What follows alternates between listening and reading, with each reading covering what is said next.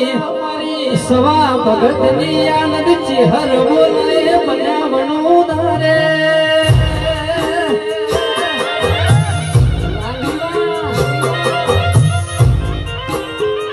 કહેવતમાં કીધું મેઠા ઝાડમાં ફળકવાઈ નો ગુણના કપાઈ ગયા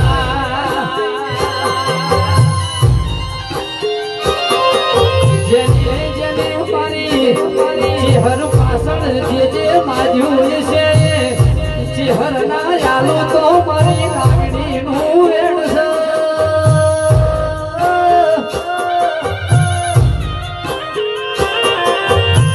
અરે